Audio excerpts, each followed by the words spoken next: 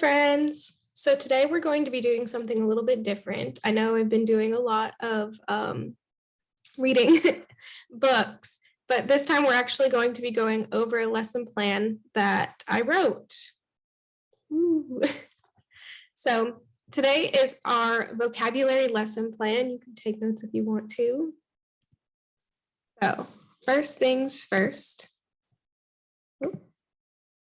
our outline.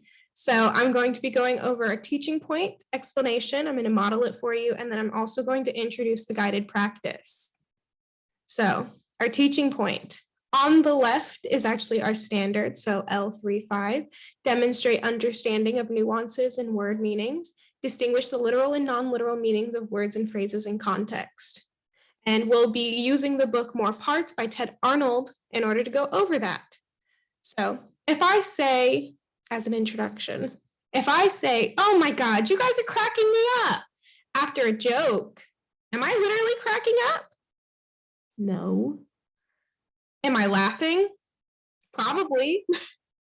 So that just with that, you can see that using the word or the phrase cracking up, I wasn't using it literally. I was using it figuratively or non-literally as a way to express how I was laughing because a joke was told, but you also needed the context. If I say I'm cracking up with no context, you wouldn't know. But because I said I'm cracking up after you told a joke, you can assume that it was non-literal.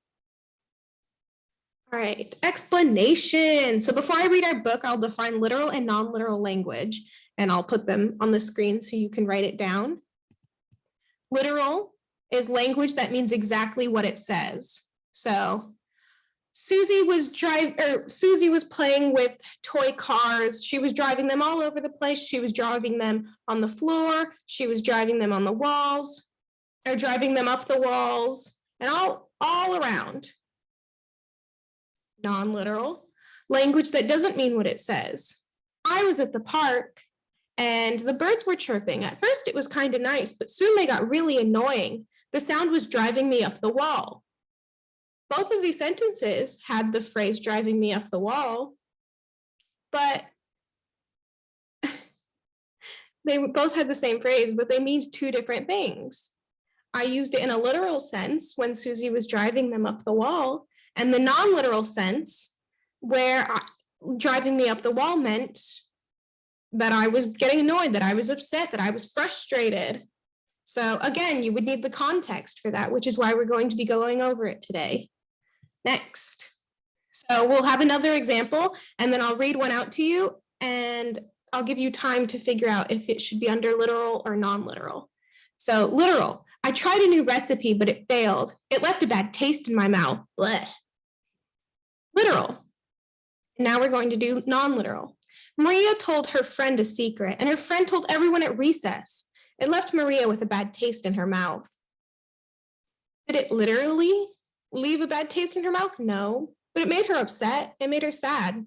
And that's what that phrase can also mean. So you also need the context. If I say I tried a recipe and it failed, it left a bad taste in my mouth, you can assume that since it was a recipe, I ate it and it didn't taste pretty good. So our next one is going to be, my friend loves yoga. She's so good at it. I've seen her bend over backwards and even doing handstands. Is bending over backwards literal? Or am I using it in a non-literal sense? Let's use our context clues. My friend loves yoga. So does anyone know what yoga is? It's an activity where you stretch and move and bend. I've seen her bend over backwards and even doing handstands. So is that a literal phrase, bending over backwards, or am I using it non-literally? It's literal. Good job. Our next one with the same phrase is after cleaning the house, shopping for dinner, and preparing dinner, Carla was sick of bending over backwards to gain her mother-in-law's love. Was she literally bending over backwards? What do you think? No, right? She was using it non-literally. She's another way you can define bending over backwards is going out of your way, going above and beyond for somebody. You're bending over backwards for somebody. So it would go under non-literal. Good job, guys. All right. So how do we know? Well, we use our context clues. We go over everything, read it over, and figure out if it's literal or non-literal. I knew because in the sentence, my friend loves yoga, she bends over backwards, because of the context clue of her loving yoga and her doing handstands, I would know that bending over backwards is used in a literal sense this time. Now we're going to model some. So I'm going to read our book, and we're going to keep my thinking organized on a T-chart. So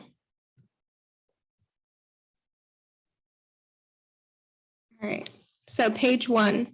Things are bad and getting worse. Each day it's something new. With all the stuff I hear about, I don't know what to do. One day I tripped on my red truck and it just fell apart. But when I told my mom, she said, I bet that broke your heart. Now, let's look at that page. When she said, I'll bet that broke your heart, did she mean it?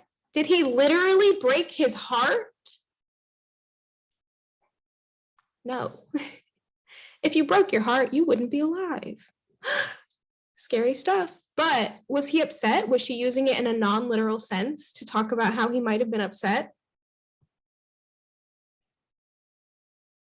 Oop, it's not going. Yeah, breaking his truck, it must have broken his heart. She used it in a literal sense, or a non-literal sense. But in the literal sense, breaking his truck made him sad. Let's keep going.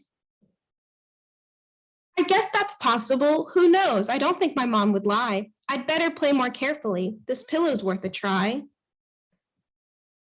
People say all kinds of things that I don't understand, like when my dad asked me if I would please give him a hand. I didn't know my hands come off and I don't want them to. I'll make sure that they stay on with gloves and lots of glue. Now, when his dad said to give him a hand, did he mean it literally? Is he going to take his hand and rip it off and give it to his dad? No. That would be non-literal. What was his dad actually asking for? Does anyone know? That's right. His dad was asking him to help him. So now we're moving on to our guided practice. You're going to have a try. You're going to read some stories I wrote. You're going to do just what I did and sort them into literal and non-literal categories. I also want you to highlight the context clues you use to answer them. So this is the worksheet you'll be getting, literal and figurative, which is the same thing as non-literal. And you'll cut out the second page of all these stories that you're going to read, and you're going to sort them into our literal and figurative / non-literal sort. So all of the literal phrases should go here. All your figurative should go here. We'll do the first one together. So the first one on the page says, the mind reading machine was having a sale, a quarter for a backup storage, a nickel for dream retelling, and a penny for your thoughts. Are we using that in the literal sense? What do you think? I'll give you a chance to think about that. Got it? We're using that in the literal sense because of the context in which it is being talked about. You're already giving a quarter for backup memory or backup storage, a nickel for dream retelling, and a penny for your thoughts. So we're not using that phrase in a non-literal sense because of the context that's around it. Now, I think you're ready to go and do it all by yourself. Good luck.